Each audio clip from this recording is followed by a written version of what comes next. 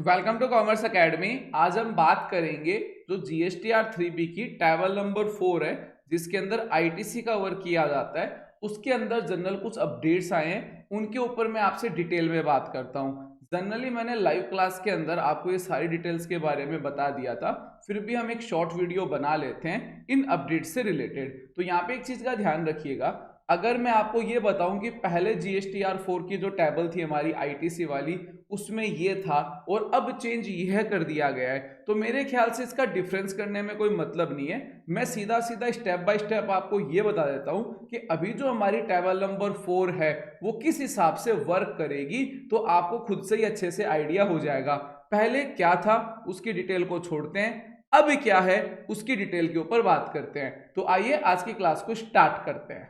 तो अगर मैं जनरल बात करूं तो ये सारे चेंजेस हुए हैं, ये 2B के अंदर हुए हैं, और 2B में चेंज होने की वजह से इसका सीधा सीधा इफेक्ट किस पे पड़ गया, टेबल नंबर 4 के ऊपर पड़ गया। और टेबल नंबर 4 है वो आईटीसी क्लेम का जो वर्किंग है वो पूरा कंप्लीट करती है। टेबल नंबर 4 के अंदर इफेक्ट पड़ने की वजह से तो हमारा जो कंपैरिजन टूल है इसमें भी हल्के फुल्के चेंज आ चुके हैं, जो ज्यादा कुछ नहीं है, वो सिर्फ कैलकुलेशन से रिलेटेड है। अब हम टेबल नंबर 4 को डिटेल में जानते हैं, जिससे ये सारी चीजें क्लियर हो जाएगी। तो अगर मैं इन जनरल बात करूं तो हमारा जो टेबल नंबर 4 है इसके अंदर कितने पार्ट है, यानी ए, बी, सी और डी, ये 3 पार्ट इसमें होते हैं। यहाँ पे मैं आपको एक क्लियर कर दूं कि ये जो डी वाला पार्ट है ये रिपोर्ट का पार्ट है। क्या है?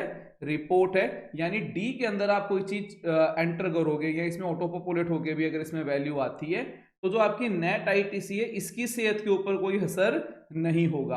अब यहाँ पे समझने वाली चीज क्या है? समझने वाली चीज है कि जो टेबल नंबर 4A है इसमें कोई भी वैल्यू आप ऐड करोगे तो वो आपकी आईटीसी को इंक्रीज करेगा, इसके बारे में हम सभी को पता है। और जो टेबल नंबर बी है यानी टेबल नंबर 4B है, इसके अंदर आप जो भी वैल्यू एंटर करेंगे ये आपकी आईटीसी को लेस करेगी। तो A minus B equal to C, यानी सी के अंदर आपका क्या आ जाएगा, नेट आईटीसी आ जाएगा। तो ये कॉन्सेप्ट हमें सभी को पता है, पहले से यही कॉन्सेप्ट चला आ रहा है। अब अगर हम बात करें जो हमारी टेबल है 2B की, तो 2B के अंदर भी सिनेरियो सिंपल सा है कि इस 2B के अंदर 2 पार्ट होते हैं, एक तो पार्ट ए होता है और एक पार्ट बी होता है। पार्ट ए के अंदर जो भी वैल्यू होती है वो हमारी आईटीसी को क्या करती है, इंक्रीज करती है। और पार्ट बी के अंदर जो भी वैल्यू हम एंटर करते हैं वो हमारी आईटीसी को लेस करती है, यानी डिक्रीज करती है। सेम सिनेरियो है, लेकिन इफेक्ट ये हुआ है कि इसकी जो कैलकुलेशन का तरीका बदल गया। कैसे सर, समझ में नहीं आया? तो अगर आप इसको ध्यान से नोटिस करें, अगर आप इस पोर्शन को ध्यान से नोटिस करें तो चीजें क्लियर हो जाएगी। या फिर हम अगर गाइडलाइन की तरफ जाएं तो आप इस तरह से देख सकते हो कि जो टेबल नंबर 4A है इसके अंदर वैल्यू कहां से आएगी, यानी ये जो 2B है हमारी, मैं पूरे डिटेल में समझाऊंगा। हालांकि टेबल के बॉक्सेस दिखाने से हल्का फुल्का आपको कंफ्यूज हो रहा है, मैं 2 बार पूरे सिनेरियो को अलग अलग वे में क्लियर करूंगा, अच्छे से समझ में आ जाएगा। बात को समझने की कोशिश करें। यानी यहाँ पे जो गाइडलाइन दी हुई है ये दी हुई है कि जो टेबल नंबर 3B की जो टेबल है, जो 4A है, यानी जो टेबल नंबर 4 है हमारी, ये हमारा आईटीसी क्लेम का हो गया। इसका जो ये 4A है इसके ऊपर हम बात कर रहे हैं। इसमें जो कैलकुलेशन होगी, जो 2B से जो इसके अंदर डेटा आएगा, तो 2B का जो हमारा क्या हो गया, पार्ट ए हो गया, सेक्शन 1 2 3 4, यानी ये हमारी 2B हो गई, यानी ये हमारा 2B हो गया। चलो भाई ठीक है।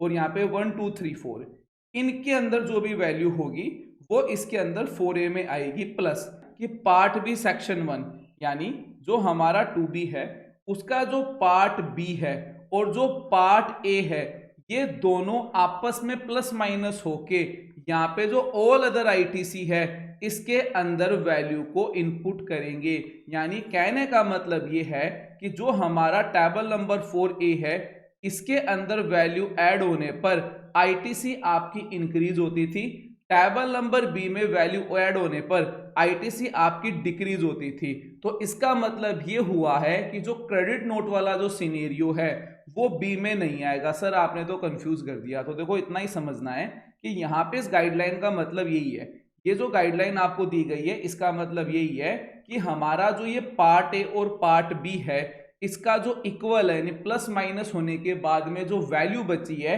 वो वैल्यू डायरेक्ट ही टेबल नंबर 4A5 में आ जाएगी। अगर आपने 10,000 रुपीज का परचेज किया और आपका रिटर्न हो गया 6,000 रुपीज, तो आपकी जो नेट वैल्यू है 4000, वो जो नेट वैल्यू ही टेबल नंबर 4A5 के अंदर आएगी। यानी क्रेडिट नोट डेबिट नोट के जो ट्रीटमेंट्स है वो अब सारे के सारे टेबल नंबर 4A5 के अंदर ही होंगे। तो ये डाउट आपको क्लियर हो चुका है। अब यहाँ पे क्वेश्चन निकल के ये आता है, सर मान लो कि सर इस मंथ मैंने जो परचेज किया उसमें जो टैक्स की वैल्यू है वो 40,000 रुपीज है, और जो मेरा सेल्स रिटर्न हो गया, सॉरी जो मेरा परचेज रिटर्न हो गया वो 60,000 है। तो इस केस में मेरी माइनस की 20,000 रुपीज की वैल्यू हो गई। तो ये वैल्यू मैं कैसे एंटर करूंगा? तो ये वैल्यू आप एंटर करेंगे ऑल अदर आईटीसी के अंदर एंटर करेंगे, और यहाँ पे -20,000 ये आप एंटर कर सकते हैं। तो जनरली जो ये वाला नोटिफिकेशन है इसका मतलब यही है कि आप इसमें माइनस की वैल्यू भी एंटर कर सकते हैं। अब माइनस की वैल्यू एंटर करने से होगा क्या? होगा ये कि जो आपके क्रेडिट लेजर के अंदर जो आईटीसी है, जो क्रेडिट लेजर के अंदर जो आईटीसी है, उस आईटीसी से इसका ट्रीटमेंट हो जाएगा।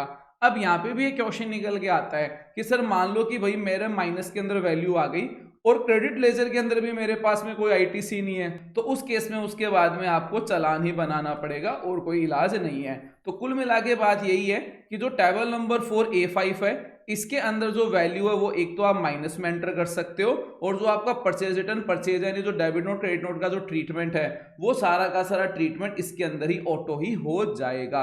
और बाकी जो ट्रीटमेंट है जो क्रेडिट नोट डेबिट नोट का या अमिटमेंट का जो ट्रीटमेंट है आरसीएम से रिलेटेड वो इसके हेड के अंदर हो जाएगा, उसमें कोई इश्यू वाली बात नहीं है। चलो भाई बात को आगे बढ़ाते हैं। अब यहाँ पे आता है कि सर रिवर्सल का क्या सीन है? फिर देखो रिवर्सल का सीन ये है कि इसमें माइनस की वैल्यू नहीं आएगी, क्योंकि इसमें माइनस की वैल्यू आने का कोई सेंस ही नहीं बनता, क्योंकि ये वाला हेड तो बना ही नेगेटिव वैल्यू के लिए ही है। इसमें जो भी वैल्यू आप डालोगे वो ए में से ऑटोमेटिक माइनस हो जाएगी।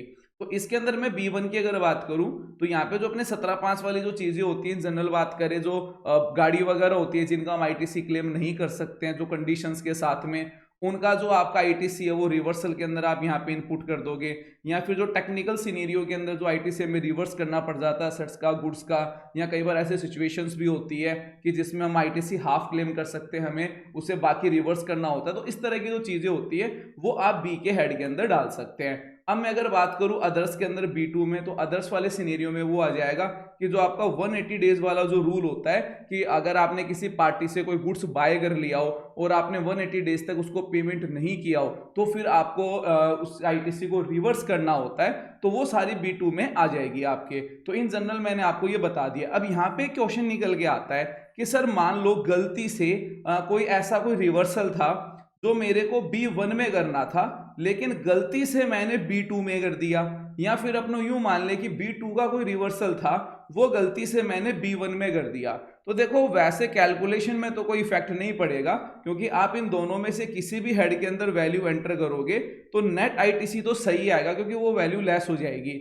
लेकिन जनरली अगर हम बात करें कि भाई आपने गलत हेड चूज कर लिया है तो वो आपने गलती तो कर दी, चलो कोई बात नहीं, लेकिन कोई विशेष जघन्य अपराध नहीं किया है आपने कि जिससे बहुत बड़ा कोई सीन हो जाएगा, तो वो आपने कर दिया, ठीक है, कोशिश करें गलती नहीं करें। लेकिन इन जनरल अगर आपने इनको ऊपर नीचे कर भी दिया है तो ज्यादा दिमाग पे लोड लेने की भी जरूरत नहीं है, क्योंकि इन टेबल्स को कोई अमिटमेंट वगैरह करने के लिए तो कोई अलग से कोई हेड तो दे के नहीं रखा है।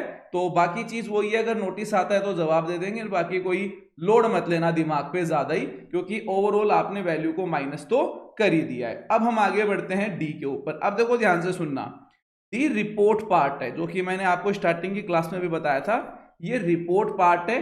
डी के अंदर आप कोई भी वैल्यू एंटर करोगे तो इस रिवर्सल वाले सिनेरियो के लिए कर रहे हो, या अगर मैं आपको यूं कहूं कि डी में अगर आप कोई भी वैल्यू एंटर करोगे तो इस सी की सेहत के ऊपर कोई फर्क नहीं पड़ेगा।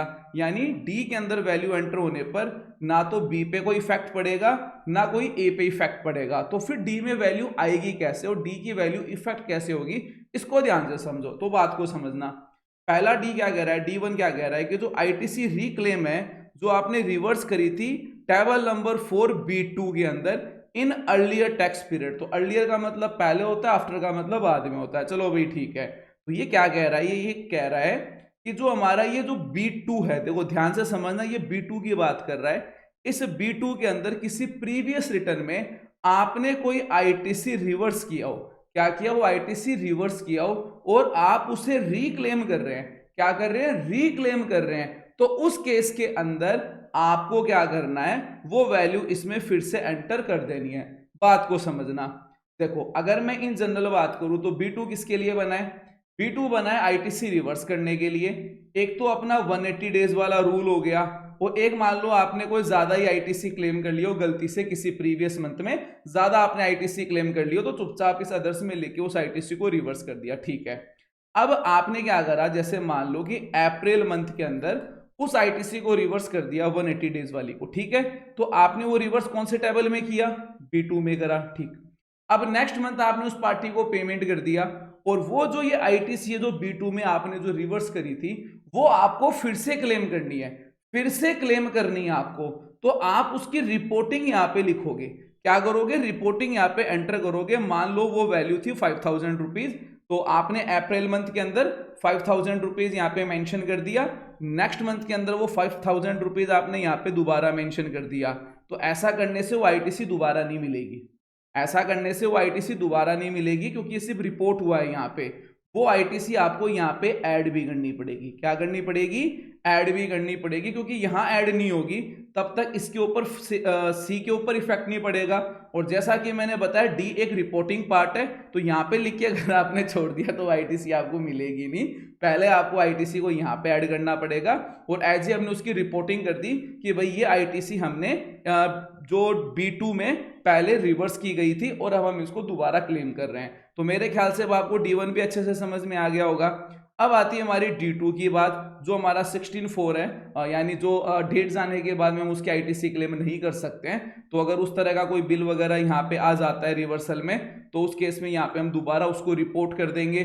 और यहाँ पे वो जो पीओएस के सिनेरियो के अंदर, जिसको मैं जनरली कई बार कुछ वीडियो में मैंने पॉइंट ऑफ सेल भी कहा है, तो ये प्लेस ऑफ सप्लाई है। प्लेस ऑफ सप्लाई के सिनेरियो में कोई आईटीसीएम रिवर्स का सीन आता है, तो उसको हम दोबारा यहाँ पे D2 में रिपोर्ट भी करेंगे।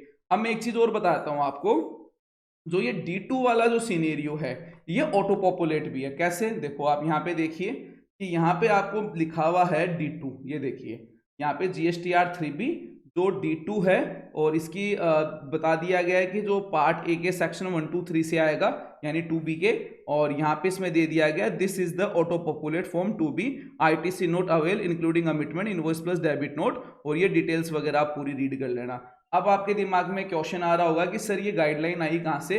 तो भाई ये गाइडलाइन किसी भी जो सिस्टम जनरेटेड 3B होती है उसको डाउनलोड कर लो, उसमें 3B की पूरी गाइडलाइन वगैरह दी हुई है, तो ये गाइडलाइन वहां से आई है। चलो भाई ठीक है। तो इन जनरल में अगर बात करूं कि अब आपको ये जो टेबल नंबर 4 का जो सिनेरियो है ये डिटेल में कवर हो गया। अब यहाँ पे मैं आपसे क्वेश्चन पूछना चाहूंगा।